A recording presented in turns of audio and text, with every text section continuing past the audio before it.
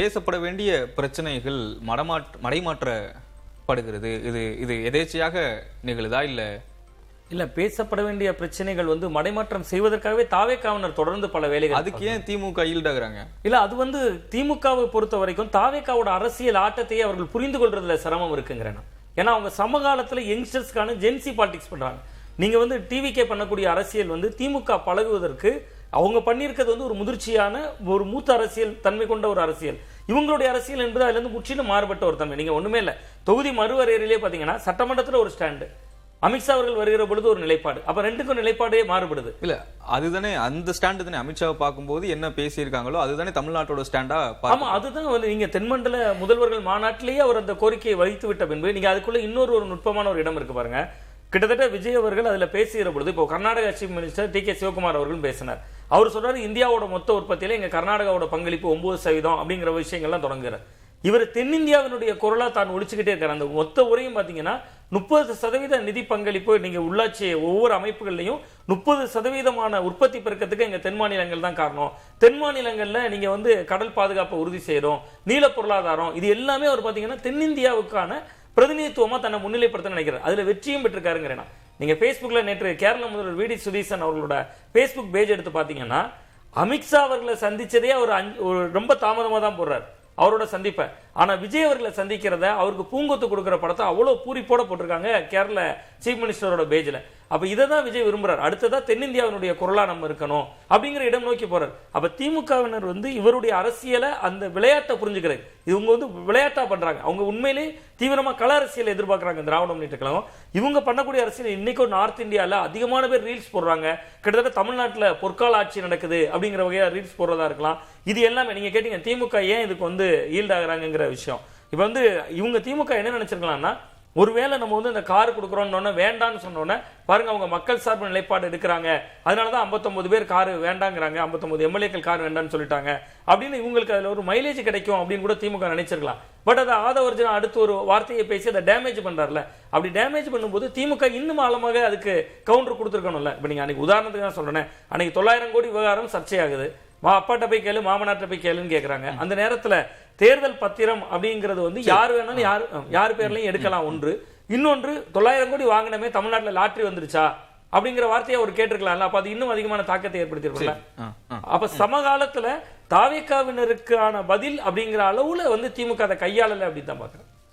End தான் என்ன இவங்க ட்ரிகர் பண்றாங்க, அவங்க ஈல்ட் ஆகுறாங்க. எண்டு என்ன எங்க போய் இந்த எக்ஸ்ட்ரீம் போய் நிக்க போகுது?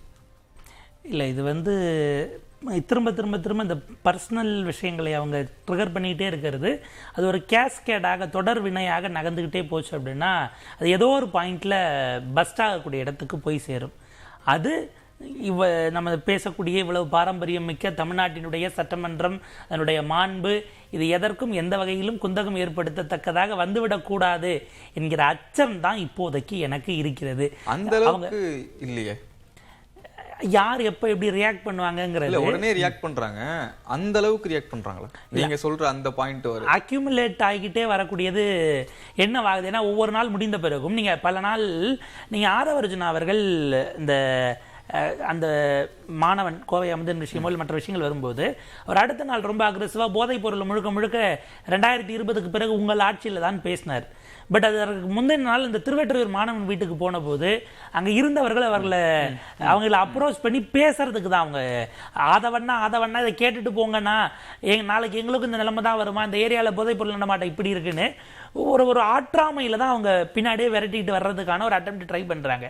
அங்க திரும்பி அவங்க கிட்ட அவரால் திமுக 5 வருஷம் இருந்தது தான் காரணம்னு சொன்னா அவங்க கன்வின்ஸ் ஆக மாட்டாங்கிறதும் தெரியும், பொருத்தப்பாடு இல்லாததுன்னு அவருக்கு தெரியும்.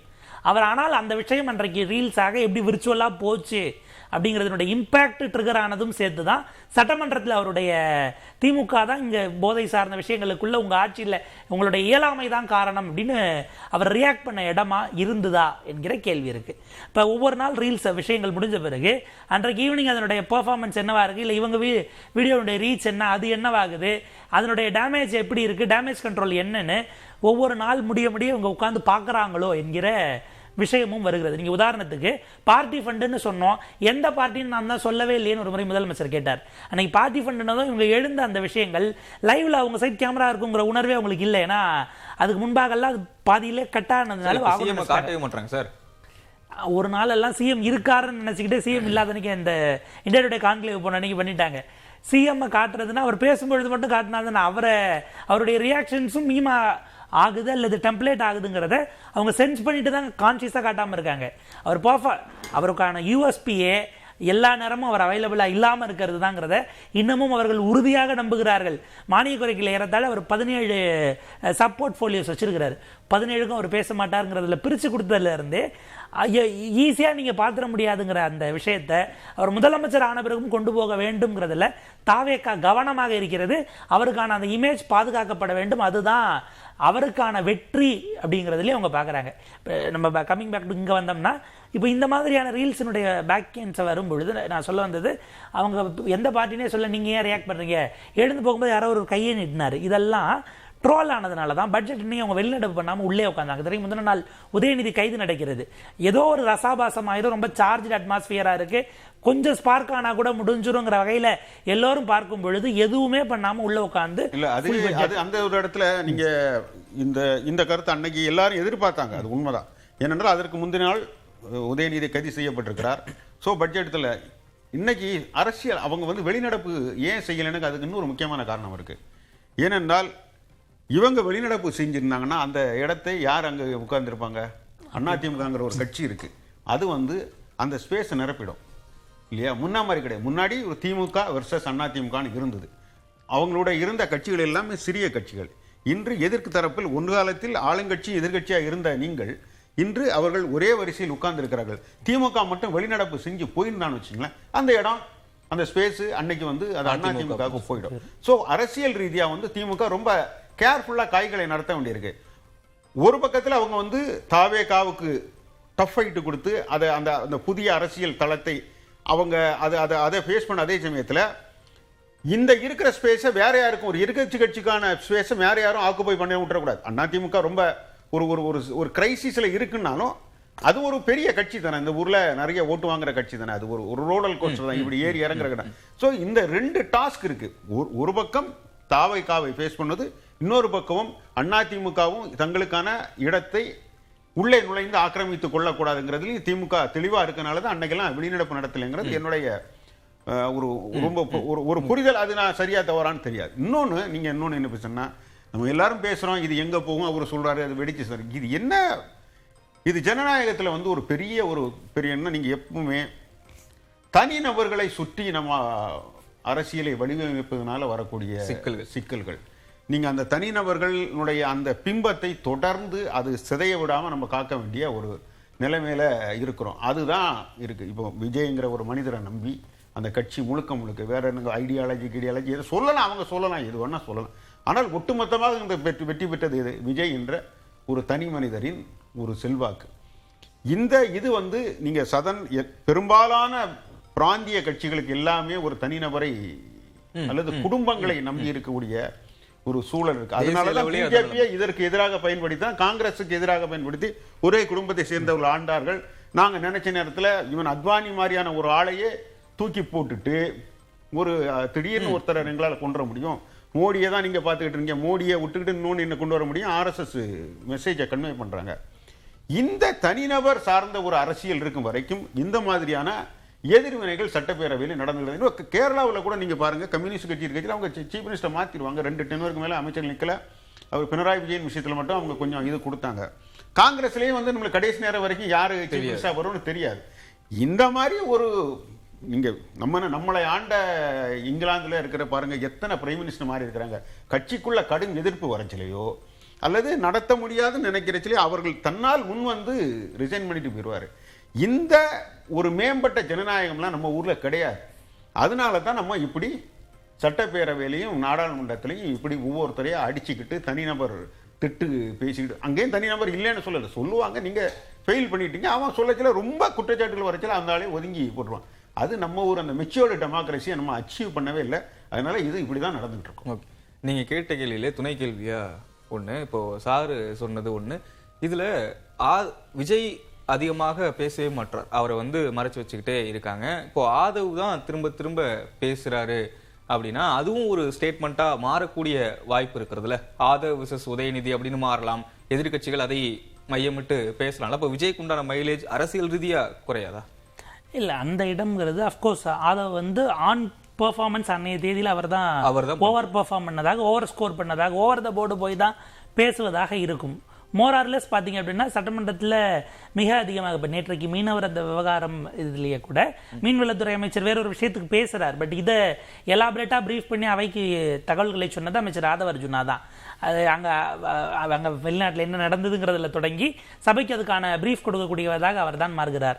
அப்போ ஏதோ ஒரு புள்ளியில் முதலமைச்சர் சொன்ன அங்கே நான் மட்டும்தான் பவர் சென்டர் அப்படிங்கிறத தாண்டி அதனுடைய ஃபேஸ் அப்படிங்கிற வகையிலான அல்லது சட்டமன்றத்துக்குள்ள அரசினுடைய குரலாக யார் ஓங்கி ஒலிப்பதுங்கிற ஒரு போட்டி ஃப்ரண்ட் ரோ மினிஸ்டர்ஸ்குள்ளே இது ஏதோ ஒரு புள்ளியில் வருமோ என்கிற விஷயம் அது வராது. ஏன்னா நீங்கள் எப்படின்னா நீங்கள் ஜெயலலிதா பீரியட்னாலும் சரி, அவங்க கலைஞர் பீரியட்னாலும் என்ன இருக்குன்னா, விஜய்க்கு வந்து தன்மையில் ஒரு எனார்மஸ் கான்ஃபிடென்ஸ் இருக்குது.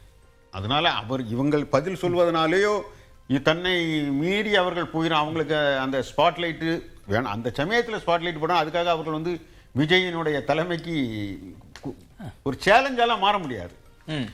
அங்கே இருக்கிறதுல அந்த ஹோக் த லைம் லைட்னு சொல்லுவோம் இல்லையா, யார் இந்த வெளிச்சத்தை அன்னைக்கு விடுற வெளிச்சத்தை யாரு எங்கள் மேலே பட அனுமதிக்கிறாங்களோ அந்த முறையில் பண்ணுறாங்களே தெரியல. நிறைய மனுஷர்கள் பேசுகிறாங்க. இது ஏன் நடக்குதுன்னா, விஜய் என்கிற முதல் இன்றைக்கு தொழிலாளர்கள் பெற்றிருக்கிற உரிமைகள் யாவும் போராடி பெற்றது. யாருடைய கருணையாலோ இந்திய அரசியல் சட்டத்தில் உரிமைகள் பெறப்படவில்லை.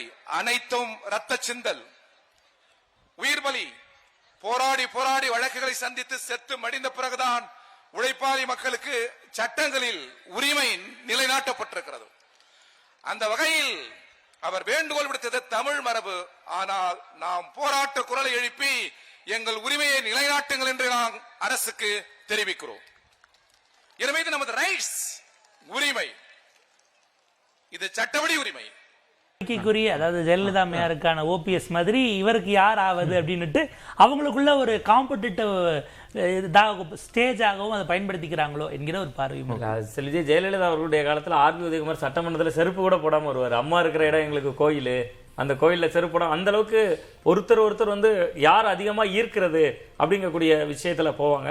அது வந்து இருக்கும். பட் அது வந்து விஜய் அவர்கள் வந்து அதையும் சமாளிப்பார் அப்படின்னு தான் நான் பார்க்குறேன். ஏன்னா அவரை பொறுத்த வரைக்கும் அவருக்கு தான் ஓட்டு, அவர் விஜய் என்கிற ஒரு முகத்துக்கு தான் ஓட்டு.